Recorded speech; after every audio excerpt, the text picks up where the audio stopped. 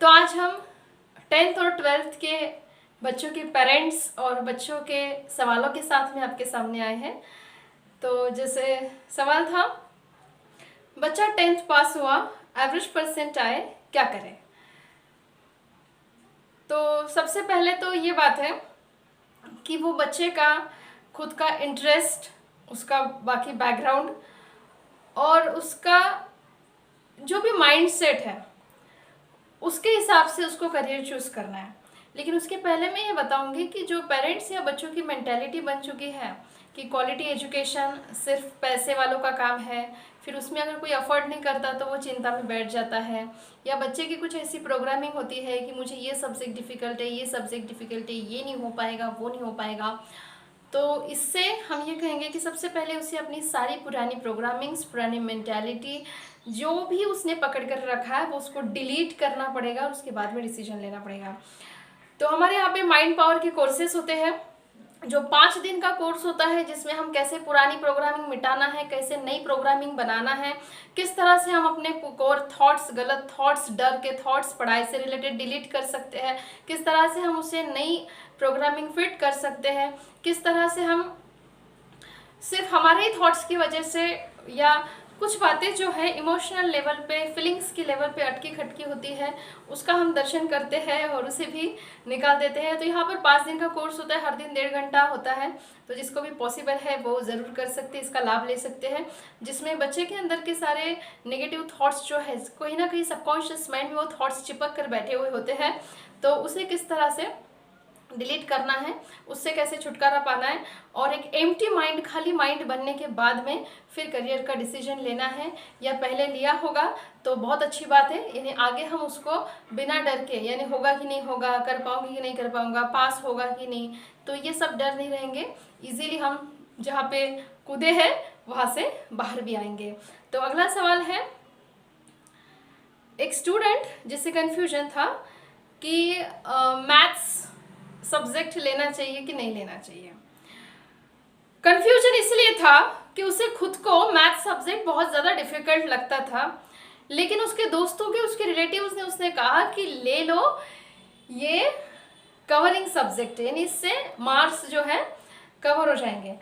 अब ये जो बच्चा है, ये जो लड़का है, अब उसको तो अंदर से मैथ्स डिफिकल्ट लगता, फिर बाहर से कोई बोल रहा है कि इससे मार्क्स कवर हो जाएंगे तो ले लो, तो वो आ गया कन्फ्यूजन में।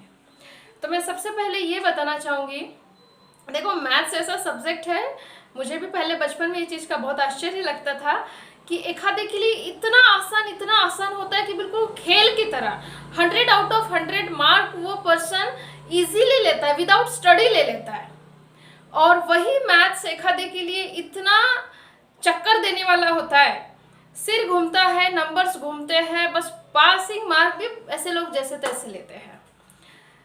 तो दोनों भी अपनी अपनी जगह सही है, लेकिन ये जो मार्क्स कवर होना मैथ्स के बारे में जो बोल रहे हैं, तो जिनका इंटरेस्ट है, जिनको देखो हर चीज़ डेवलप की जा सकती है माइंड पावर से, वो बात अलग है। अभी मैं उसका टॉपिक नहीं, जो सिर्फ मेरे पास सवाल आया उसका जवाब दे रही हूँ। तो जिनका इंटरेस्ट है, जिनको मैथ्स इजी लगता है, ऑलरेडी वो मैथ्स में कवर करते आए हैं, तो वो करे।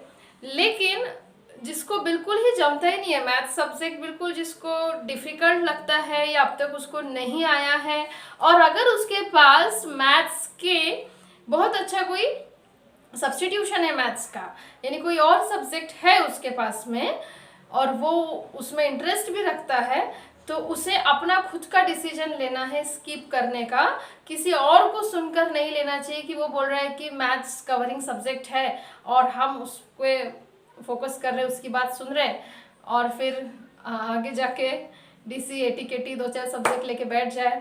तो इससे अच्छा हमें खुद का इंटरेस्ट देखना है कि हमारे सामने क्या ऑप्शन है, तो डिसीजन हमें हमेशा अंदर से लेने होते हैं।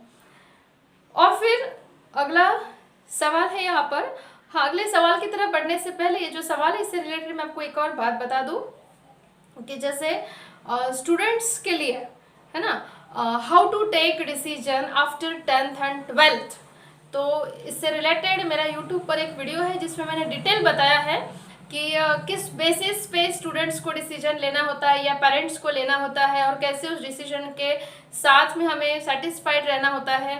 तो ये वीडियो है वो, इसमें भी इस तरह से कुछ बातें बताई गई है इंपॉर्टेंट। तो जिन भी लोगों को इससे रिलेटेड सवाल है वो ज़रूर इस वीडियो को देख लें। और आगे बढ़ते हैं अगले सवाल की तरफ। बहुत ही इंटरेस्टिंग सवाल है कि एक पर्सन का कि मुझे किसी सब्जेक्ट में इंटरेस्ट नहीं है और मुझे 10th के आगे पढ़ना ही नहीं है, लेकिन पेरेंट्स चाहते हैं कि मैं पढूं, कुछ बनूं, कोई डिग्री हासिल करूं, लेकिन मुझे बिल्कुल भी पढ़ाई में इंटरेस्ट नहीं है और मुझे पढ़ना नहीं है। तो क्या किया जाए? तो बात यह है, अब यहाँ पर तो हम ऐसे एग्जाम्पल्स नहीं दे सकते कि दुनिया के टॉप 10 रिच पर्सन्स, उसमें से 8 लोग जिन्होंने बीच में से स्कूल छोड़ दी, जिसमें बिल गेट्स का नाम आता है, वॉरेन बफेट का नाम आता है, और आखिरी के 2 लोग कभी स्कूल में गए ही नहीं। तो ऐसे लोगों को ऐसे एग्जाम्पल तो मैं नहीं दे सकती, क्योंकि वो किस एंगल से उनकी अंडरस्टैंडिंग क्या थी वो भी समझना ज़रूरी है। एग्जाम्पल भी दे सकते, लेकिन वो बच्चे की साइकोलॉजी की भी स्टडी करना पड़ेगा कि उन एग्जाम्पल्स को बच्चा कैसे लेता है, ये भी ज़रूरी होता है। तो ऐसे बच्चे के लिए क्या है, सबसे पहले जानना होगा कि क्यों इंटरेस्ट नहीं है, क्यों नहीं पढ़ना चाहता, और अगर नहीं पढ़कर भी उसका कोई लाइफ में ग्रेट प्लान है, जैसे अभी 10 लोगों की बात की, या फिर ऐसे बहुत सारे लोग हैं कि जिन्होंने स्कूल छोड़ दी लेकिन बिजनेस में वो बहुत ज़्यादा आगे निकल गए। तो अगर वो उसके अंदर प्लानिंग है क्या, वो अंडरस्टैंडिंग उसको है क्या, ये भी हमें समझ लेना पड़ेगा। और पेरेंट्स को ऐसे बच्चे के पास में बैठ करके आराम से उसके थॉट्स का एनालिसिस करना पड़ेगा, उसको हर लेवल पे जाकर क्वेश्चंस करने पड़ेंगे। या जैसे कोई टीचर भी है उनके, तो उनके साथ में भी बात कर सकते हैं, क्योंकि जो टीचर ने जो सब्जेक्ट पढ़ाया है, तो हो सकता है ऐसी क्या चीज़ है कि बच्चों को पढ़ाई से नफरत हो गई, ऐसा कोई इंसिडेंट हुआ है क्या स्कूल में, तो ये भी स्टडी करना बहुत ज़रूरी है। और अगर सच में कुछ नहीं हुआ और बच्चे को ही इंटरेस्ट नहीं है, तो फिर हम उसको पढ़ाई में नहीं इंटरेस्ट है तो और क्या चीज़ में इंटरेस्ट है, तो वो भी इंटरेस्ट हमें ढूंढ निकालना है। और वाकई वो उसमें इंटरेस्ट लेता है, उसमें मेहनत करने को तैयार है, तो बच्चा अपनी फिजिकल, मेंटल, स्पिरिचुअल पावर वहाँ पे लगाकर बहुत आगे बढ़ सकता है।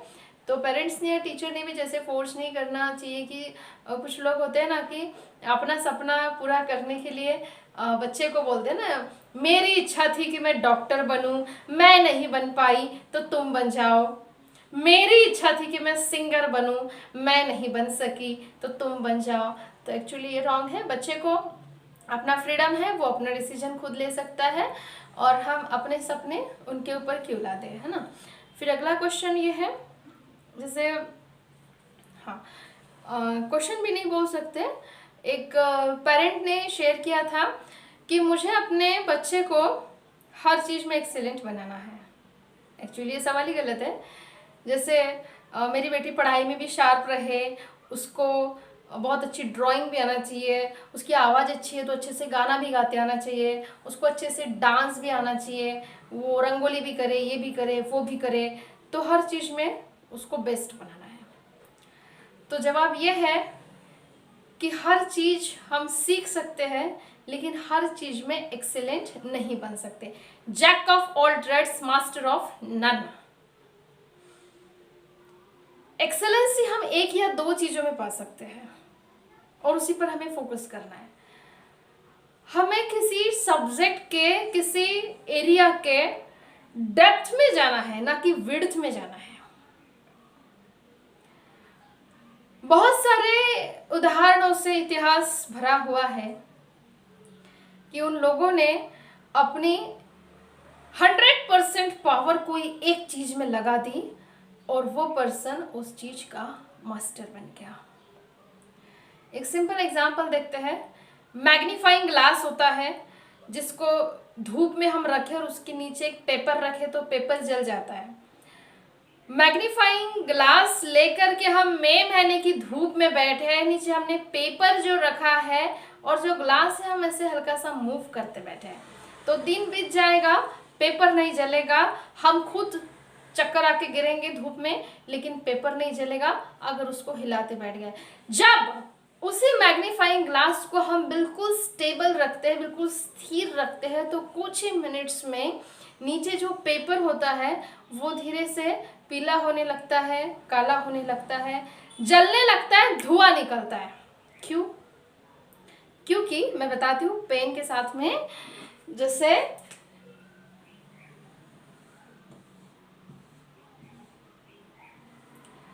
सूरज की सभी किरणें जो है मैग्नीफाइंग ग्लास को स्टेबल करने के बाद में, अनमूवेबल करने के बाद में, सूरज की सभी रेज एक पॉइंट में आती है, एक पावर क्रिएट करती है, और उसकी पावर की वजह से यहाँ पे जो पेपर होता है वो जलता है।